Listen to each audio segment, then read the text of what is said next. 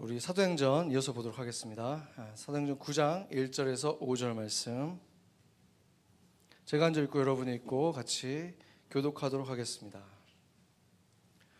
사울이 주의 제자들에 대하여 여전히 위협과 살기가 등등하여 대제사장들에게 가서 다메섹 여러 회당에 가져갈 공문을 청하니 이는 만일 그 도를 따르는 사람을 만나면 남녀를 막론하고 같이 읽죠. 2절 하시겠습니다. 다메섹 여러 회당에 가져갈 공문을 청하니 이는 만일 그 도를 따르는 사람을 만나면 남녀를 막론하고 결박하여 예루살렘으로 잡아오려 함이라. 사울이 길을 가다가 다메섹에 가까이 이르더니 호련히 하늘로부터 빛이 그를 둘러 비추는지라. 땅에 엎드려져 들음에 소리가 있어 이르시되 사울아 사울아 내가 어찌하여 나를 박해하느냐 하시거늘. 같이 읽겠습니다. 대답하여 주여 누구시니까 이르시되 나는 내가 박해하는 예수라. 아멘. 네, 다시 이 사울이 등장하고 있습니다. 기억하시죠? 이 사울이 누구였는지. 그는 최초의 순교자였던 스데반을 돌로 쳐서 죽였던 그 유대인들의 주동자 중에서 악명 높은 그 청년이었습니다. 사도행전 8장 3절을 보면은 그 후에 어떤 일들을 했는지 보여주는데, 여기 보면은 사울이 그 후에 그 잔인하게 죽이고 나서 뭔가 후회하고 이렇게 멈춘 게 아니라 더 기세가 등등해져 가지고 온 이스라엘을 다니면서 사람들을 잡아들이고 교회를 잔멸했다는 거예요.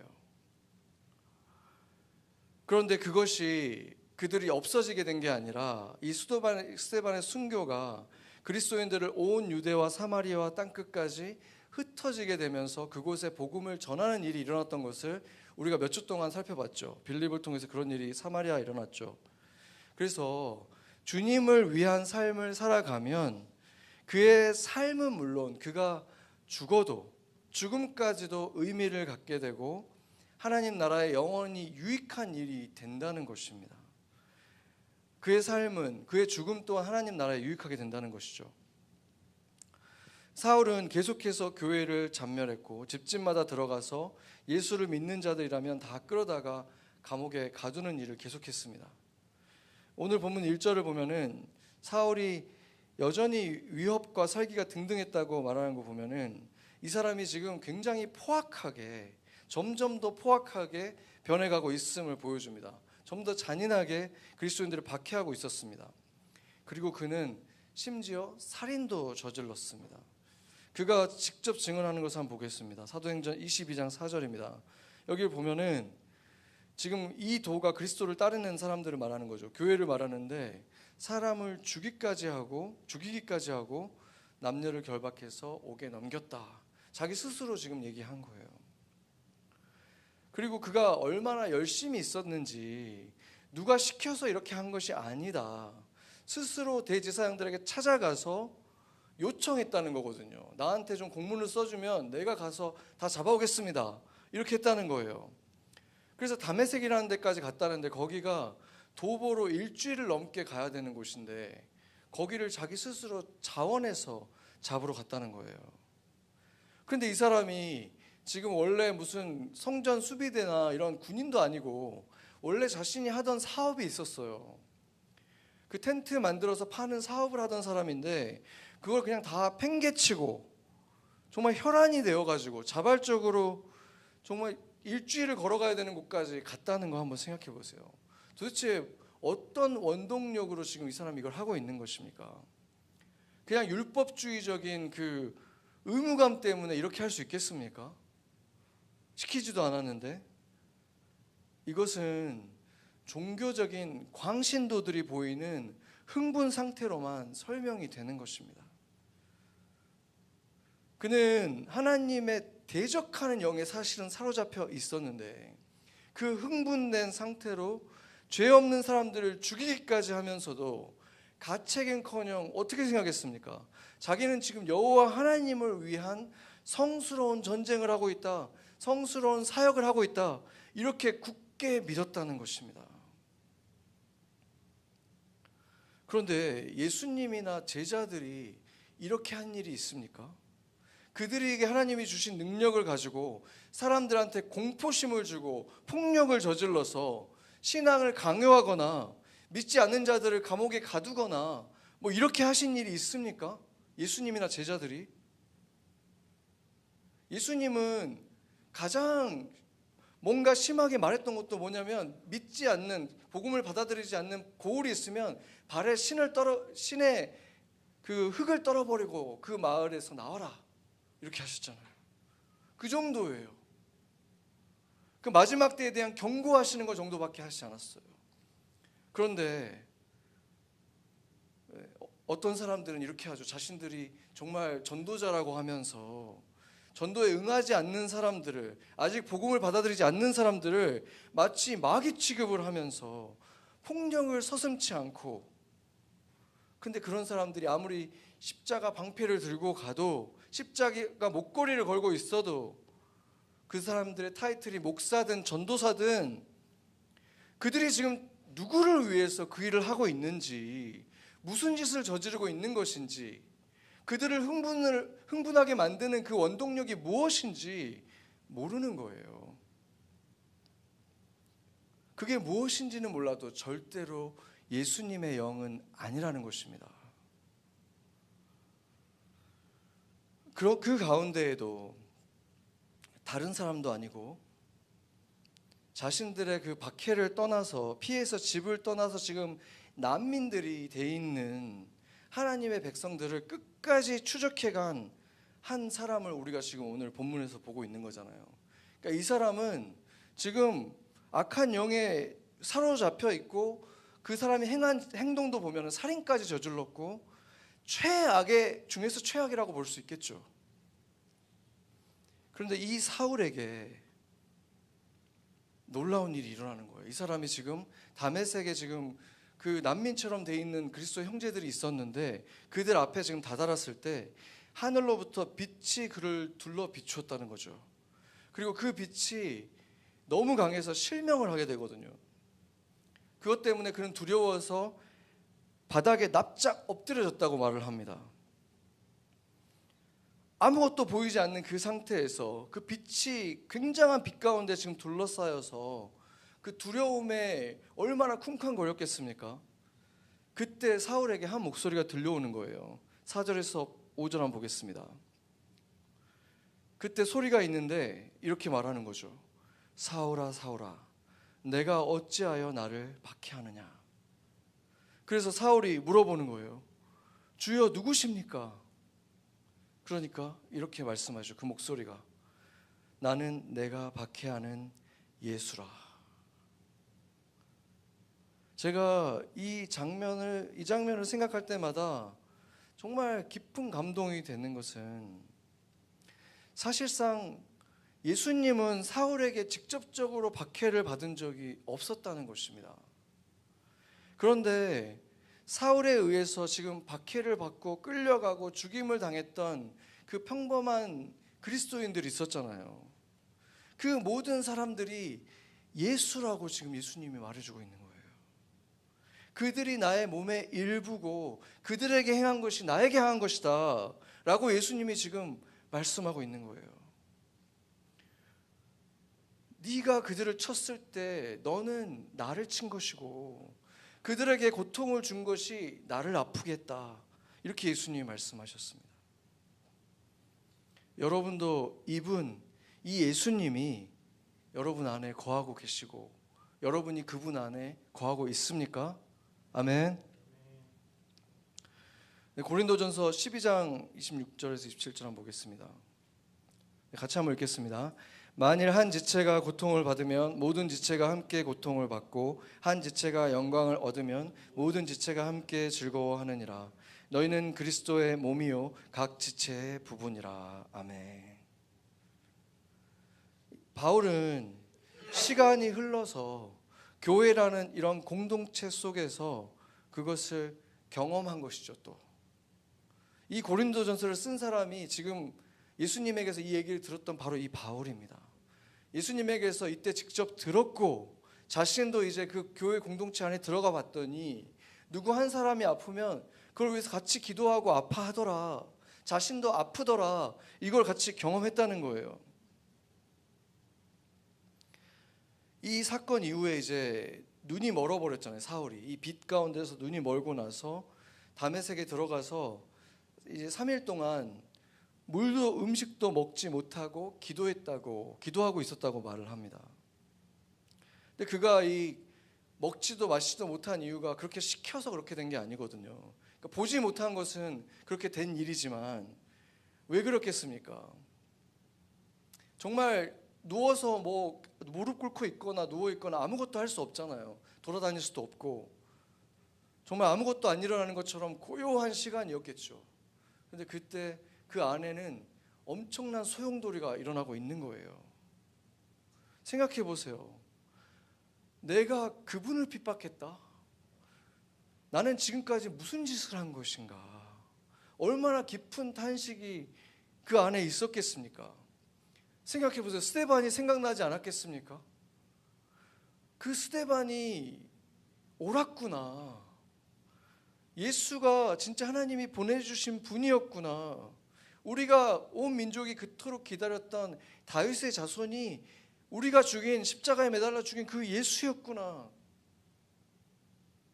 그동안 내가 하나님을 위한다면서 잡아들였던 그 사람들의 얼굴이 떠오르지 않았겠습니까?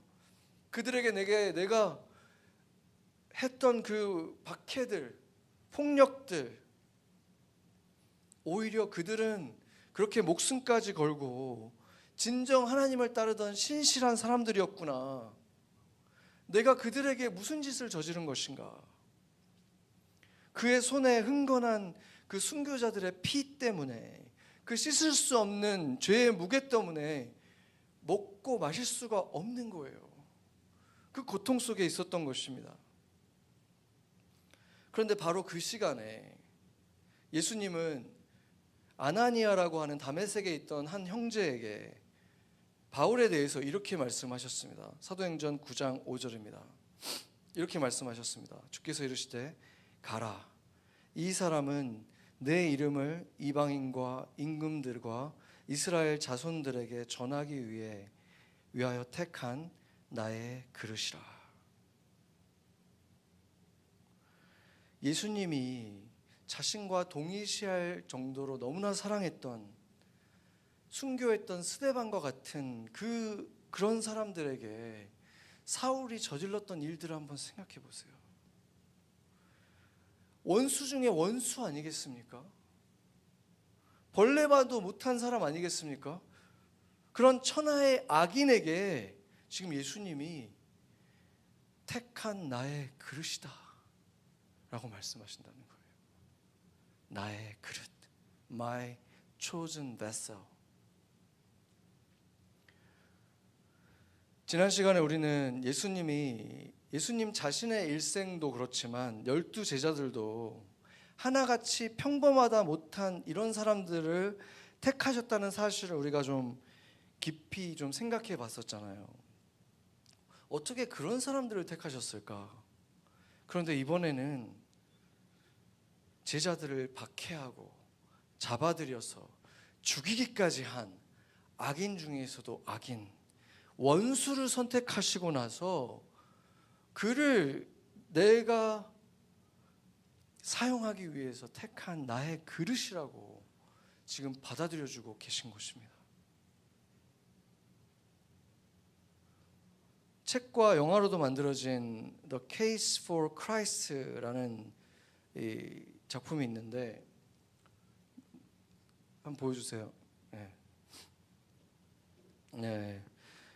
이것을 쓴 사람이 이제 리 스트로벨입니다. 이 사람이 원래 시카고 트리뷴이라고 하는 그 신문이 있어요. 뉴욕에 있는 뉴욕 타임즈처럼 시카고 트리뷴이 있는데 그곳의 신문 기자였습니다. 근데 그가 이 예수님을 믿기 전에 자신에 대해서 이렇게 썼습니다.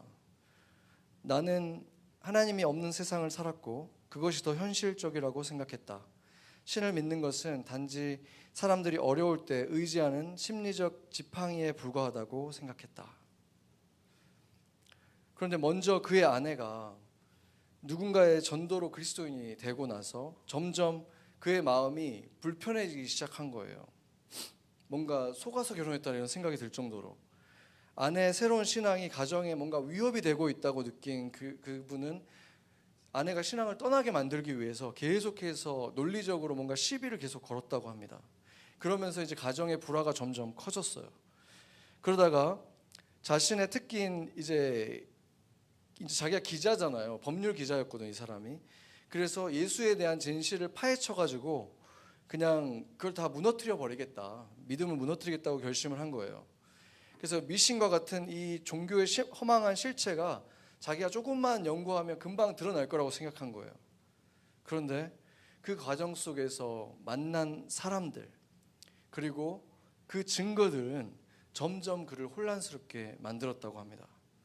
결국 조사를 시작한 지 21개월 만에 그가 이렇게 고백을 했습니다.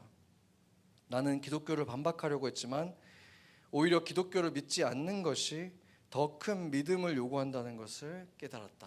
이렇게 말했습니다. 이렇게 고백하고 나서 그는 이제 예수 그리스도를 구원자요 주인으로 모셔드렸습니다. 이제 그 사람은 예수를 위해서 글을 쓰는 사람, 전도자가 되었습니다. 저는 이런 이야기를 들을 때 가슴이 쿵쾅거려요. 저도 그런 사람 중에 하나였거든요. 아까 이 사람의 고백과 똑같은 생각으로 살아갔어요. 신을 믿는다는 것은 약한 사람들이 의지하기 위한 지팡이처럼 믿는 거다. 저도 정말 그렇게 생각했었어요. 사실은 그런데 저 스스로도 보면 뭔가 잘해서 누군가한테 인정을 받으면 하늘 높은 줄 모르고 교만해져서 사람들을 다 깔보다가 나보다 잘난 사람들을 만나면은 한없이 주눅이 드는 비겁한 비천한 인생이었습니다. 교회를 다니는 사람들은 못마땅했어요. 그래서 괴롭히기도 했습니다. 일례로 제가 부끄러운 얘기인데, 제가 회사를 다닐 때 부서 회식을 갔는데 제가 따라주는 술을 마시지 않는 어린 부하 직원한테 제가 이렇게 말했어요. 교회가 밥 먹여주냐? 이렇게 제가 지금 반대로 얘기하지만 정말 그렇게 얘기했어요. 이렇게 그러면서 당신 밥 먹여주는 거는 교회가 아니라 회사야. 그러니까 나한테 순종해야 돼. 제가 이렇게 얘기를 했다는 거예요. 근데도 직원이 몇 번은 계속 거부하다가 결국은 회식 때 술을 처음으로 마신 거예요. 저 때문에.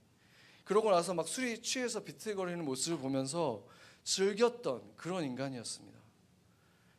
그리고 회사에서 가정사정으로 뭔가 일을 계속 잘 못하고 실적이 떨어지는 직원을 보면서 그만둘 거냐고 막 위협을 하고, 차갑게 막 그렇게 굴었을 때 그 직원이 떠나면서 저한테 당신은 피도 눈물도 없는 냉혹한 사람이라고 이렇게 눈물을 떨구기도 했었습니다. 그런데 주님은 그런 인간이었던 저에게도 찾아오셨어요. 그때 저는 제 삶에 정말 좀 무너지는 것 같은 일을 경험하고 거의 2주 정도 음식을 거의 먹지 못하고 매일 하루 종일 바닷가에서 멍하니 그냥 서 있었던 지옥과 같은 날을 보내고 있었는데, 그 끝에 먼저 하나님이 계신다, 하나님이라는 분이 계신다라는 것을 알게 해주셨고 점점 가까이 이끌어서 결국 여기까지 이끌어 주셨습니다. 그래서 제 인생을 스쳐간 사람들 중에서 제가 목사가 되었다고 차마 말할 수 없는 그런 분들이 꽤 많이 있습니다.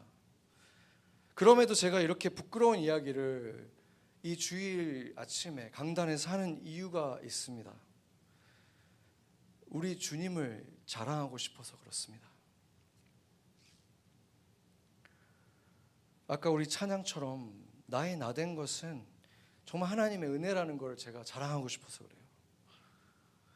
그분의 용서하심이라는 것은 성경 속에 있는 그냥 이야기일 뿐만이 아니라 실제로 어떻게 한 인간을 죄의 늪에서 건져 올리시고 깨끗이 씻어주시고 이렇게 말끔하게 새 옷을 입혀주시는지 나의 주님을 자랑하고 싶어서 얘기한 것입니다. 세상은 사람을 고쳐 쓸 수 없다고 말하잖아요. 그러나 주님은 하실 수 있습니다. 아멘. 완전히 새롭게 하실 수 있어요. 제가 그것의 증인이고 지금도 그 과정 속에 있습니다. 저도 이제 40대 후반에 얼굴도 거울을 보기가 좀 이렇게 싫을 때가 많아요. 이렇게 주름도 굉장히 많아지고 흰머리도 날마다 이렇게 늘고 있는데 그게 싫지가 않아요.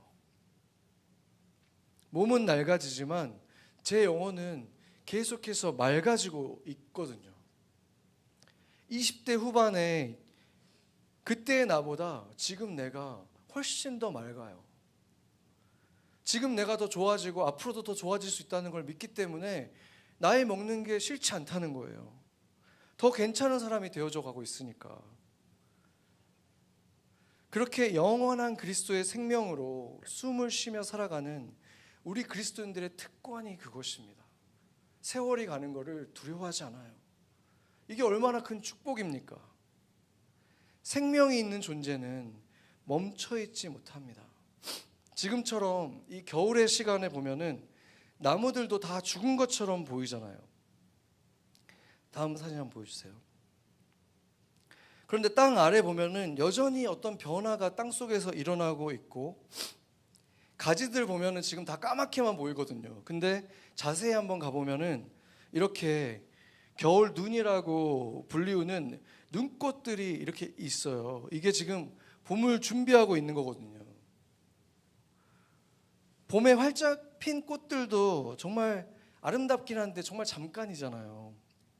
그래서 저는 오히려 긴 겨울을 이겨내는 이 겨울 눈이 더 사랑스럽고 더 감동적인 것 같아요. 마치 털옷을 입고 있는 것 같지 않습니까? 한번 봐보세요. 이렇게 털옷 이렇게 뽀송뽀송한, 만져봐도 정말 이렇게 뽀송뽀송하거든요. 하나님이 마치 감기 들지 말라고 이렇게 따뜻한 옷을 입혀준 것 같지 않습니까? 20대 시니컬한 저는 이런 얘기를 못하는 사람이었어요. 이런 걸 감동받았다고 뭐 시인처럼 이렇게 바라보지 못했어요. 근데 하나님을 알면 사랑스러운 것들을 더 볼 수 있게 되는 거예요.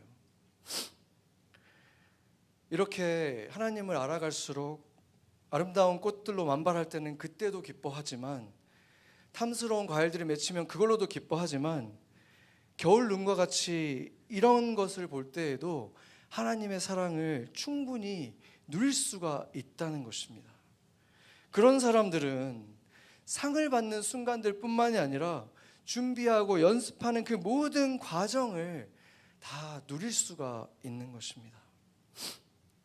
그런데 그리스도인이라고 하면서도 그것을 알지 못하고 세상에서 인정해주는 성공과 업적, 그 결과들만을 하나님의 사랑의 증거로 여긴다면은 그의 인생은 아주 자주 비참해질 수밖에 없습니다. 이제 복음 전도자이자 기독교 작가가 된 아까 그 기자 리 스트로벨이 아주 인상적인 인터뷰를 했는데, 인터뷰를 한 사람의 이름이 찰스 템플턴이라는 분입니다. 이분은 캐나다 출신으로 빌리 그레함의 동역자였고, 오히려 빌리 그레함보다 더 유명했었고 빌리 그레함을 세상에 소개했던 인물입니다. 다음 사진 한번 보세요. 저 오른쪽에 있는 분인데, 그가 일례로 그가 인디애나주 에반스빌이라는 곳에 집회를 한번 하면 9만 명이 모였는데 그 마을 전체 인구가 12만 명이었어요. 그 집회 이후에 교회 출석 인구가 17%가 상승을 했다고 합니다. 그런 기록을 계속 갱신하면서 다니셨어요. 그래서 그때 당시에 전국 복음주의 협회에서 하나님이 쓰시는 최고의 사역자로 뽑히기도 했었습니다. 이분은 빌리 그레함과 함께 전 세계를 다니면서 복음 전도 집회를 했고, 집회 때 여러분도 영상이나 뭐 사진 봤을 텐데 수십만이 막 모여요. 그리고 한 번 집회 때마다 막 수천 명, 수백 명이 설교를 듣고 영접을 했습니다. 예수 그리스도를. 그런데 정작 그는 자신의 신앙에 점점 회의를 느끼다가 1957년 기독교를 떠나게 되고 96년에 하나님과의 작별, Farewell to God이라는 이 자서전적인 책을 출판하기에 이르렀습니다. 그는 책에서 이렇게 말합니다.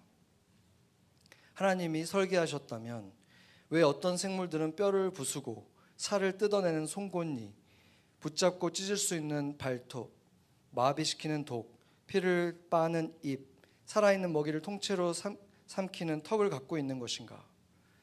자연이 피범벅된 이빨과 발톱으로 가득한 이유는 무엇인가? 테니스의 시처럼 삶이란 피의 축제인 것이다. 그러면서 그는 이렇게 결론을 내리고 있습니다. 어떻게 전능하신 사랑의 하나님이 우리가 진지하게 살펴본 것과 같은 그런 끔찍한 것들을 창조하실 수가 있는가? 전 세계를 다니면서 다른 종교인들도 만나고 또 재난, 가난 이런 질병들을 목격하면서 그의 신앙의 갈등이 시작되었다고 합니다.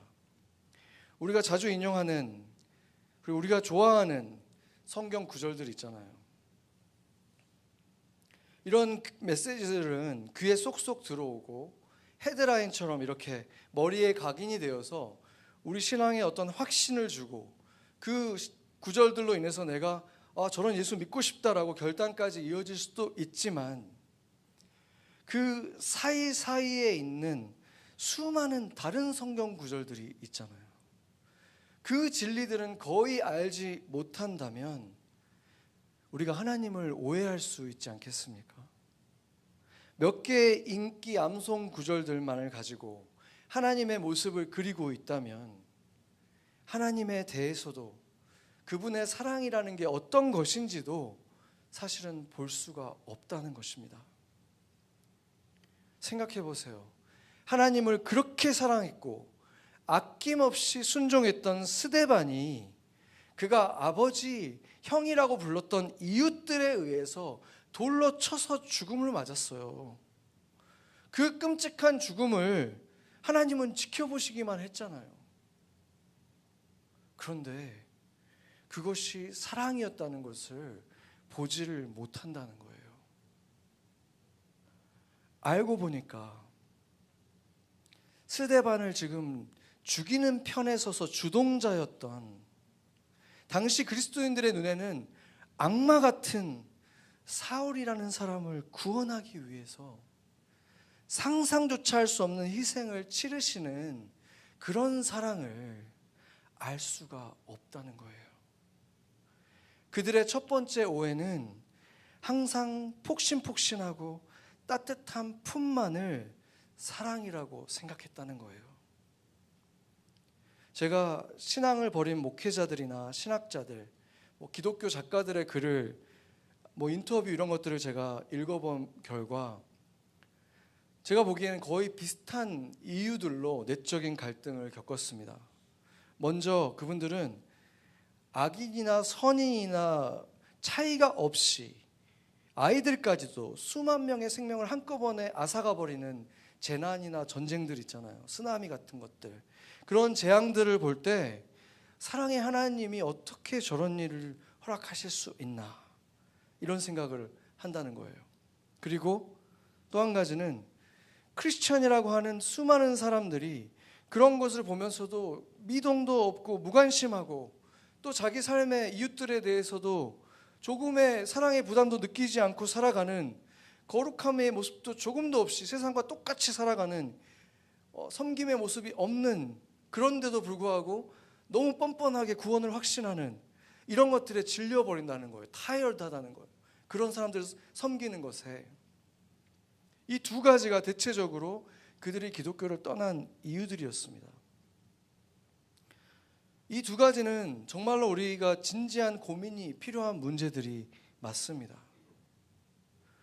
죄라는 것이 창조 세계에 들어왔을 때 모든 것을 변질시키고 타락시켰습니다. 자연재해는 물론이고 인간들 중에도 과히 괴물이라고 말할 만한 존재들도 시대마다 끊이지 않고 등장하지 않았습니까? 그런데 어디까지를 괴물이라고 할 것입니까? 그 기준은 누구입니까? 누군가에게는 생명의 은인이었는데 그 사람이, 똑같은 사람이 다른 사람에게는 평생 지울 수 없는 상처를 주었다면은 그는 선한 사람입니까? 악인입니까? 그걸 누가 무엇을 기준으로 결정할 수 있는 것입니까? 심지어 성경의 하나님은 적게 받은 자에게는 적게, 많이 받은 자에게는 많이 구한다고 하셨습니다. 요구한다고 하셨습니다. 한국의 남과 북만 한번 생각을 해보세요. 몇 세대 전만 해도 한 민족이잖아요. 불과 몇 킬로밖에 안 떨어져 있는데 예수를 믿는다는 것이 그 양쪽에서 어떤 의미가 되겠습니까?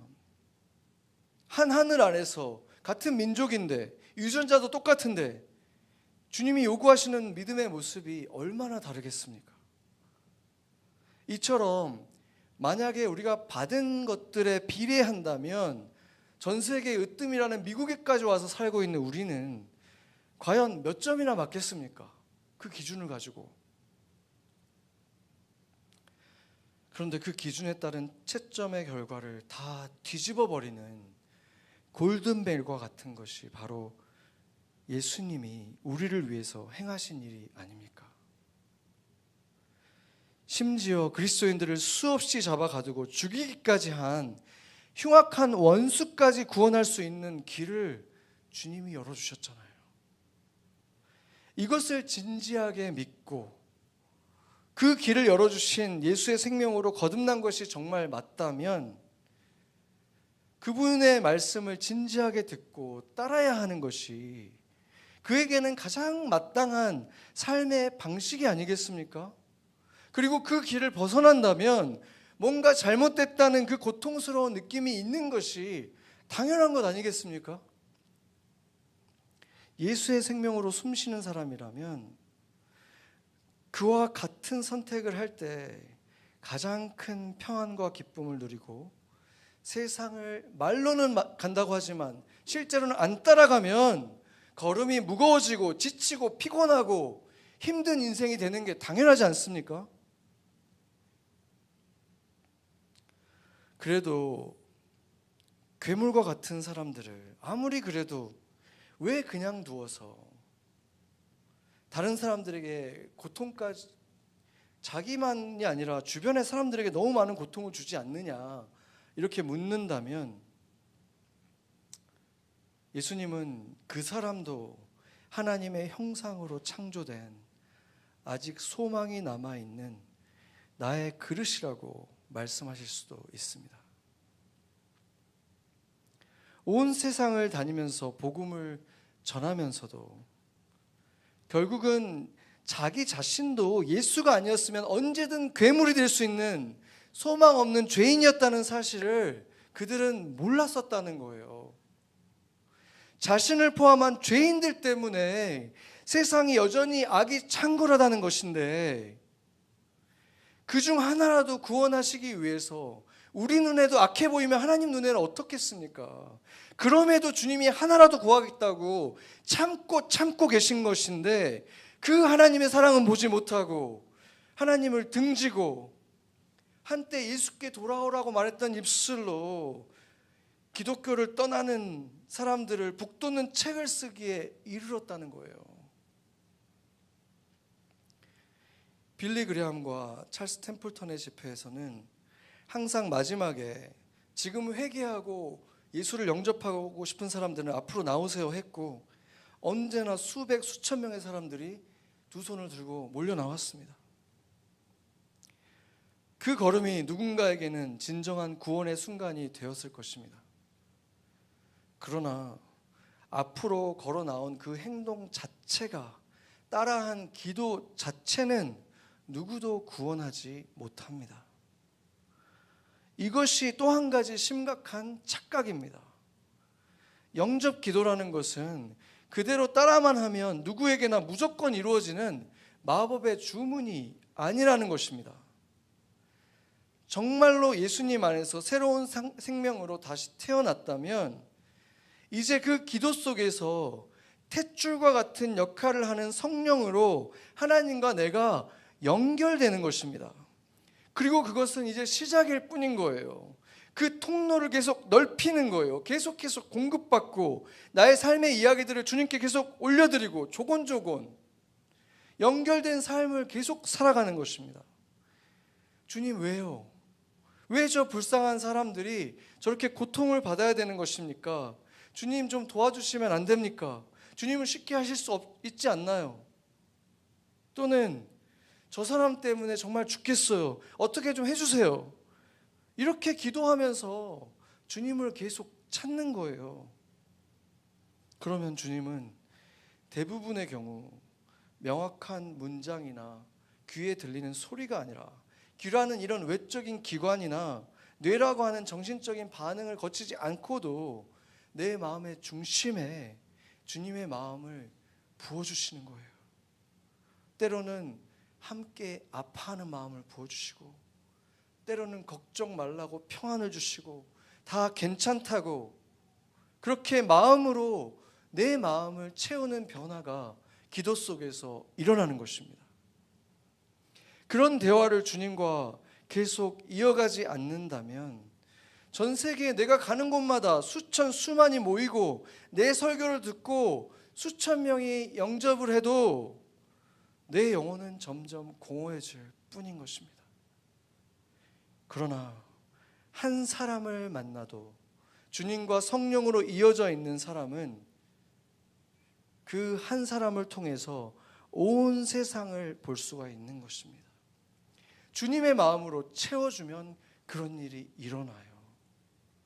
그가 얼마나 주님께 귀한 존재인지 알기 때문에, 얼마나 사랑스러운 존재인지 알기 때문에, 볼 수 있기 때문에 그렇습니다. 예수님이 이 포악했던 사울을 나의 그릇이라고 말했습니다. 그릇, 베셀이라는 것은 무엇을 담는 것입니다. 무엇을 담는 그릇이라는 뜻이에요. 사울은 정말로 예수님의 영을 넘치도록 가득 담는 그릇이 되었습니다. 여러분은 어떻습니까? 눈에 보이는 빛을 보는 경우는 흔하지 않아도 정말로 주님을 만나는 그 순간에는 누구나 바짝 엎드려져서 도저히 고개를 들 수 없는 그런 순간이 있었을 거예요. 주님 앞에 내 죄가 너무 무겁고 너무 부끄러운 순간, 회개의 순간, 회심의 순간입니다. 그리고 그 부끄러운 죄인을 아무 말 없이 그대로 더러운 대로 끌어안아 주신 그 아버지, 탕자의 아버지처럼 안아주신 그 주님을 만났을 것입니다. 그렇게 주님과 이어졌던 순간이 있었습니까? 과거형입니까? 아니면 지금도 예배 속에서 강력하게, 그리고 일상에서 기도로 연결되어 있습니까? 그렇다면 여러분도 주님께서 내가 택한 나의 그릇이라고 불러주실 것입니다. 그 그릇은 무엇으로 얼마나 채워져 있습니까? 찰스 템플턴 같은 분의 마지막 오해는 우리가 살아가는 세상이라는 것이 천국과 지옥을 다 맛보게 하신 곳이라는 것을 몰랐다는 것입니다. 하나님은 우리가 하나님 나라를 사랑하고 지옥을 그만큼 미워하길 바라시는 거예요. 그래서 그 초점이 흐려지지 않고 매 순간 하나님 나라를 선택하게 하기 위해서 완벽하지 않은 천국들과 함께 제한된 지옥도 경험하게 하신다는 것입니다. 그렇지 않으면 어떻게 되겠습니까? 금세 눈꺼풀이 무거워져서 또 감겨버리지 않겠습니까? 그래서 우리가 악에 대한 경각심, 두려움, 지옥에 대한 미움, 이것을 가지라고, 하나님 나라 선택하라고, 그것을 위해서 모든 것을 거는 삶을 선택하라고, 그것을 돕기 위해서 천국만이 아니라 제한된 지옥도 경험하게 하시는 것이 하나님의 사랑이라고 말한다면 여러분은 믿으시겠습니까? 같이 기도하겠습니다.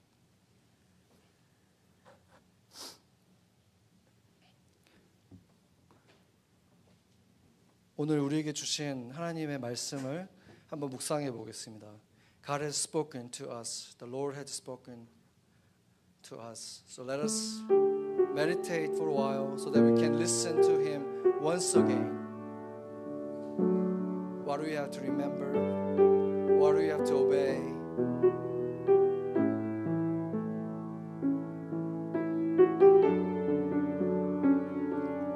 What is the way we seek the Lord first 먼저 선택한다는 것이 무엇인지, 하나님의 사랑이 무엇인지 우리가 묵상하는 시간 갖겠습니다.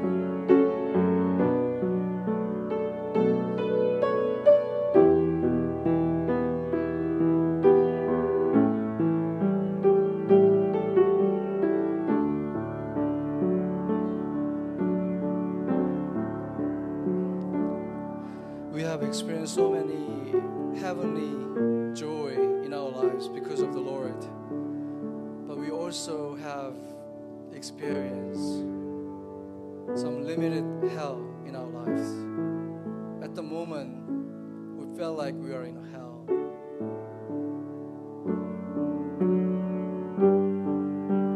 But can we realize it was also love of the Lord? If we can reconcile with that and give thanks to the Lord about that hellish experience, then we will know greater heaven in our lives. We will experience it more and more. 주님께서 우리 인생에 정말 많은 천국의 경험을 주셨습니다. 밝은 햇살, 아름다운 꽃, 내 주변에 정말 신실한 나의 친구, 함께 밥 먹으며 웃음꽃이 피는 가족, 나를 위해 기도해주는 사람들. 그러나 또 나의 삶에 우리 모두는 정말 외롭고 지옥과 같다고 느낄 만큼 그런 시절이 있었습니다. 제한되어 있었지만, 리밋이 있었지만, 지옥과 같은 시간을 우리는 지나간 적이 있습니다. 그런데 그것도 주님의 사랑이었다고 말할 수 있겠습니까? 우리가 그것과 화해하게 되는 순간, 우리는 주님이 우리를 위해 마련하신 비할 수 없이 큰 천국을 이곳에서 이미 누릴 수 있습니다. 우리가 잠시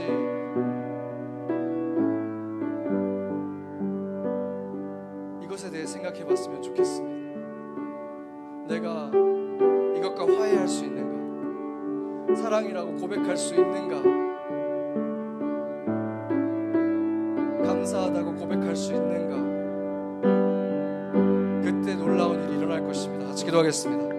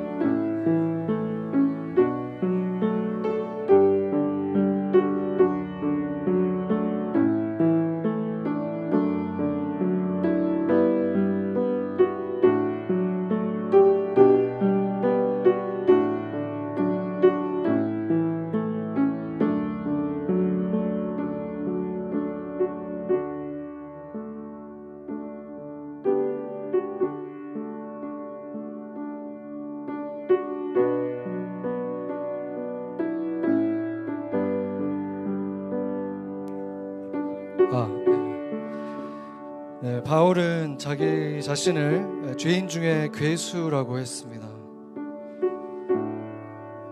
그런데 그 말이 우리가 보기에 틀려 보이지 않습니다.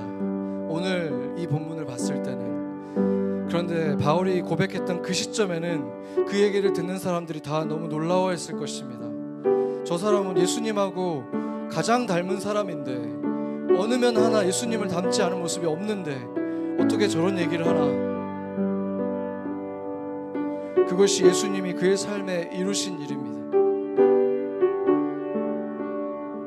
그리고 그 일을 우리의 삶에서도 주님은 이루기를 원하십니다.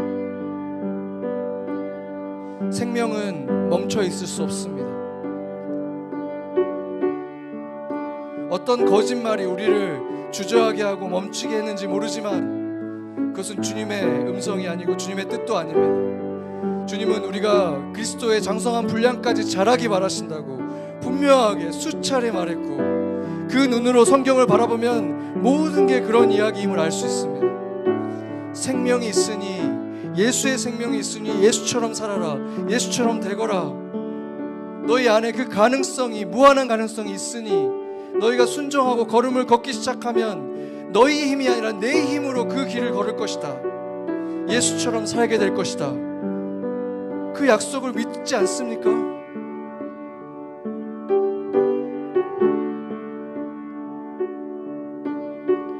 우리가 한번 기도할 때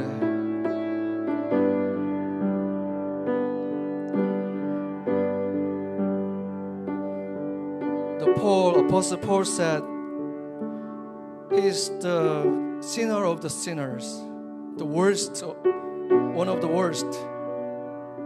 But at the moment when he was saying that, nobody could believe what they're hearing, because at the moment Apostle Paul was a saint. He was the most Christ-like figure.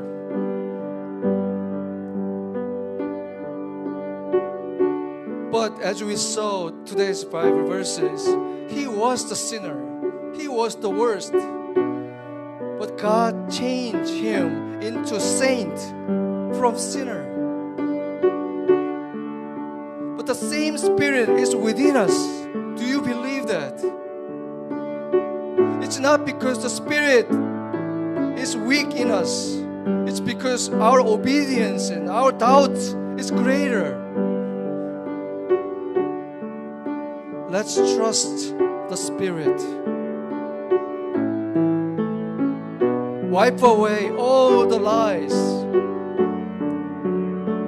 which made us hesitant to obey. Let's boldly follow the footstep of Jesus, footstep of Paul, so that people will see Jesus within us. That's what Jesus wanted from the Bible. Let's pray. 기도하겠습니다.